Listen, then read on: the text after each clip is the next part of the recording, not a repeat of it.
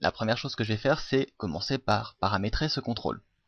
Alors ce contrôle, c'est un petit peu comme une barre de défilement, à la différence qu'il n'y a pas de barre. Vous avez seulement deux boutons pour augmenter ou diminuer la valeur. Dans les propriétés, vous avez ici justement ces valeurs minimum et maximum.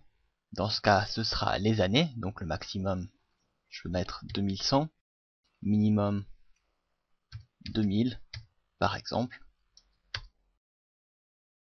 On peut remarquer ici la valeur du contrôle est à 2000. Pour cet exemple, je vais le faire démarrer à 2012. Et c'est ensuite cette valeur qu'on va modifier en cliquant sur les boutons du contrôle. Voilà, en passant, je vais supprimer les deux modules qui ne nous servent plus à rien.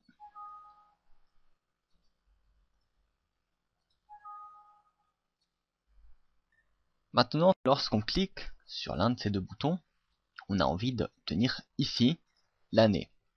Alors pour faire ça, on va utiliser l'événement suivant.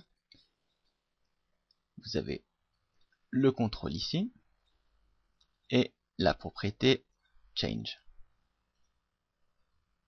On va lui demander de modifier cette forme, text box année,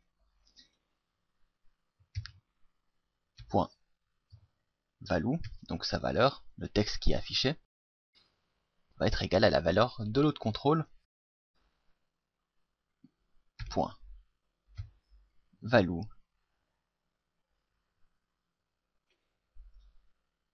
Donc ce qui se passe maintenant, si je clique sur ce bouton, vous voyez que l'année change en fonction de la valeur de ce contrôle. Et comme la plage de valeur va de 2000 à 2100, je ne pourrais pas aller en dessous de 2000. Ça fonctionne correctement. Maintenant, ce qui m'intéresse, c'est d'actualiser également le planning en même temps. Alors pour faire ça, c'est pas très compliqué. Vous avez ici la macro qui génère le planning. Et on va simplement l'appeler à ce moment-là. Lorsqu'on change l'année, on va générer à nouveau le calendrier. Par contre, il va falloir modifier ceci, parce que l'année est fixée à 2012 pour l'instant.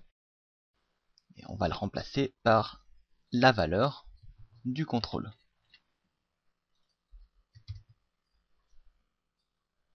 Et à ce moment-là, on voit bien que le planning tout entier est actualisé. Par contre, à l'utilisation, on se rend compte qu'il y a un premier problème, c'est-à-dire, j'ai mon année 2012 par exemple, au fond du planning tout va bien, c'est une année bissextile. Si je passe à une autre année, on voit qu'il y a un petit défaut ici, c'est le 29 février.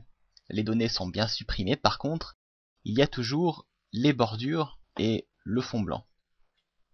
Donc ce que je vais vous demander, c'est de trouver une solution pour corriger ce problème. La deuxième chose qui m'intéresse, c'est d'obtenir ce résultat-là, c'est-à-dire l'année en grand, en bleu, et également l'impossibilité de modifier l'année dans la zone de texte. Là j'ai beau cliquer, il ne se passe rien.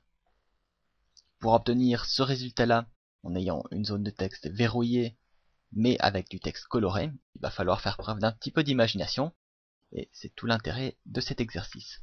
Je vous laisse vous mettre au travail.